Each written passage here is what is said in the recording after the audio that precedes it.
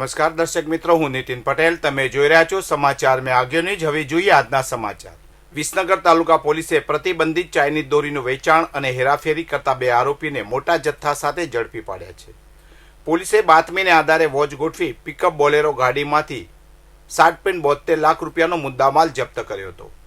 Police સ્ટાફને ચોક્કસ બાતમી મળી હતી કે કડાથી કમાણા જતા રોડ પર GJ26T7744 નંબરની પિકઅપ બોલેરો ગાડીનો ચાલક ચાઇનીઝ દોરી લઈને જવાનો છે.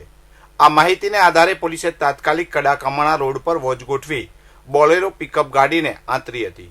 ગાડીની તપાસ કરતા તેમાંથી પ્રતિબંધિત ચાઇનીઝ દોરી ભરેલા 18 બોક્સ મળી આવ્યા હતા. પોલીસે આ બોક્સમાંથી કુલ 864 નંગ ચાઇનીઝ રીલ જપ્ત કરી હતી, જેની કિંમત 4.32 લાખ રૂપિયા આંકવામાં આવી છે. પિકઅપ બોલેરો ગાડી સહિત કુલ 7.32 લાખ રૂપિયાનો મુદ્દામાલ પોલીસે જપ્ત કર્યો હતો. પોલીસે ઘટના સ્થળેથી 2 આરોપીઓ ચૌધરી કનુભાઈ ગોવાભાઈ રહેવાસી બાપુપુરા તાલુકો માણસા અને વાઘેલા અજયસિંહ ભૂપતસિંહ રહેવાસી ગલથરા ચામુંડાનગર તાલુકો માણસાને ઝડપી પાડ્યા હતા. બંને આરોપીઓ વિરુદ્ધ પ્રતિબંધિત ચાઇનીઝ દોરી સાથે ઝડપી પાડવા બદલ ગુનો દાખલ કરી કાયદેસરની કાર્યવાહી હાથ ધરવામાં આવી છે અને વધુ તપાસ ચાલુ છે. મહેસાણા મનપા દ્વારા શહેરને સ્વચ્છ અને સુંદર બનાવી સ્માર્ટ સિટીની દિશામાં અનેક નવા પરિવર્તન લાવવામાં આવી રહ્યા છે. ત્યાં શહેરમાં વર્ષોથી જોવા મળતી જાહેરાતોના હોર્ડિંગ્સ અને બેનરોની કચરાપટ્ટી અને જોખમોની સ્થિતિમાં સુધારો લાવવા એડવર્ટાઇઝિંગ માટે શહેરમાં ડિજિટલ LED સ્ક્રીનનો લગાવવાનું આયોજન કરવામાં આવ્યું છે.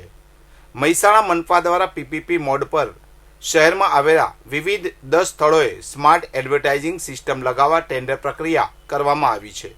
જે ટેન્ડર પ્રોસેસ બાદ 3 મહિનામાં અન્ય મેગા સિટીની જેમ મહેસાણા શહેરમાં પણ ડિજિટલ LED ડિસ્પ્લેવાળા જાહેરાતના બોર્ડ લાગેલા જોવા મળશે, જેમાં પ્રત્યેક LED સ્ક્રીનના સ્ટ્રક્ચર સામે મનપા તંત્રને ભાડાની આવક પણ મળતી થશે.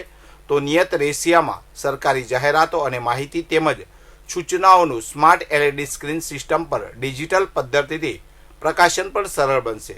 દરેક સ્માર્ટ એડવર્ટાઇઝિંગ સિસ્ટમના સ્ટ્રક્ચરનું નિયત સમયે સ્ટ્રક્ચર સ્ટેબિલિટી રિપોર્ટ લેવામાં આવશે.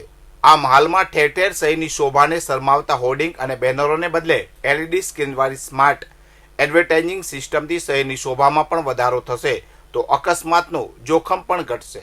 રાજસ્થાનના જોધપુરના 11 મિત્રોનો ગોવા પ્રવાસ જોખમમાં મુકાયો હતો, પરંતુ ઊંઝા પોલીસની સતર્કતાથી મોટી મુશ્કેલી ટળી છે. પોતાની મોંઘી બાઇક પર નીકળેલા આ યુવાનોનું 50,000 રોકડ અને વિદેશી વિઝા ધરાવતું કિંમતી પાસપોર્ટવાળું પર્સ પાલનપુરથી આગળ વધતી વખતે બ્રાહ્મણવાડા મુક્તુપુર વચ્ચેના રસ્તા પર ખોવાઈ ગયું હતું. ઊંઝા પહોંચ્યા બાદ પર્સ ગુમ થયાની જાણ થતાં યુવાનો ચિંતાતુર બન્યા હતા. જોકે ઊંઝા પોલીસની પેટ્રોલિંગ ટીમે હાઈવે બ્રિજ પાસે ઉભેલા યુવાનોની પૂછપરછ કરી હતી. આ દરમિયાન જ પોલીસને એક જાગૃત નાગરિકનો ફોન આવ્યો કે તેમને રસ્તા પરથી એક પર્સ મળ્યું છે. પોલીસે તાત્કાલિક તે નાગરિકને હાઈવે પર બોલાવ્યા હતા અને ખાતરી કર્યા બાદ પર્સ તેના અસલી માલિકને સોંપ્યું હતું. પર્સમાં રોકડ ઉપરાંત વિદેશી વિઝા સાથેનો પાસપોર્ટ હોવાથી જો તે ખોવાઈ જાય તો યુવાન મોટી મુશ્કેલીમાં મુકાયો હોત. કિંમતી વસ્તુઓ અને દસ્તાવેજો સહી સલામત પરત મળતા બાઇકર્સ મિત્રોએ ઊંઝા પોલીસ અને પ્રામાણિક નાગરિકનો આભાર વ્યક્ત કર્યો હતો અને પોલીસે માનવતા અને સતર્કતાનું ઉત્તમ ઉદાહરણ પૂરું પાડ્યું છે. પાટણ નગરપાલિકા વિસ્તારમાં આવેલી જનતા હોસ્પિટલમાં ફાયર સેફ્ટી મોક ડ્રીલનું આયોજન કરવામાં આવ્યું હતું. હોસ્પિટલમાં આગ લાગવાની અને દર્દીઓ ફસાયા હોવાની સ્થિતિમાં બચાવ કામગીરીની તૈયારીઓ ચકાસવા માટે આ મોક ડ્રીલ યોજાઈ હતી. ICU અને NICU જેવી સુવિધાઓ ધરાવતી આ હોસ્પિટલમાં હજારો દર્દીઓ આવતા હોવાથી તેની સુરક્ષાને ધ્યાનમાં રાખીને આયોજન કરાયું હતું.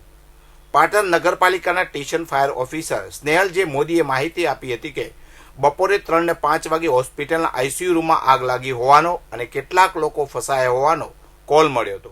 આગ અગમ્ય કારણોસર લાગી હોવાનું દર્શાવાયું હતું. કોલ મળતાની સાથે જ હોસ્પિટલના સ્ટાફે આગ બુઝાવવાનો પ્રયાસ કર્યો હતો, પરંતુ ધુમાડાના કારણે કેટલાક દર્દીઓને વોર્ડ પર બેહોશ થઈને ફસાયા હતા. આ સૂચના મળતા જ ફાયર વિભાગની team mini fire tanker 2500 litre ક્ષમતાવાળું અને ઇમરજન્સી રેસ્ક્યુ વ્હીકલ સાથે તાત્કાલિક ઘટના સ્થળે પહોંચી હતી. ટીમમાં સુરેશ ઠાકોર, કૃણાલ ચૌધરી અને વિકાસ દેસાઈ સહિતના ફાયરમેનો અને ટ્રેનિંગ જવાનો સામેલ હતા.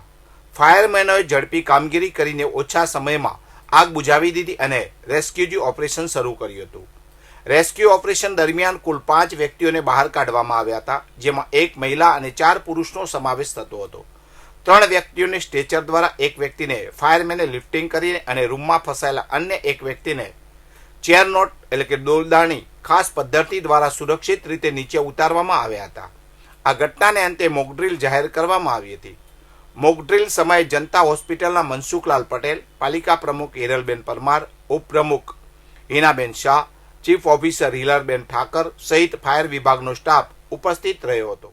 પાટણ રેલવે બ્રિજ પર વન વે નિયમનો ભંગ થતા વાહન ચાલકો પરેશાન છે. આજે એક લક્ઝરી બસ વળાંકમાં ફસાઈ જતા ભારે ટ્રાફિક જામ સર્જાયો હતો.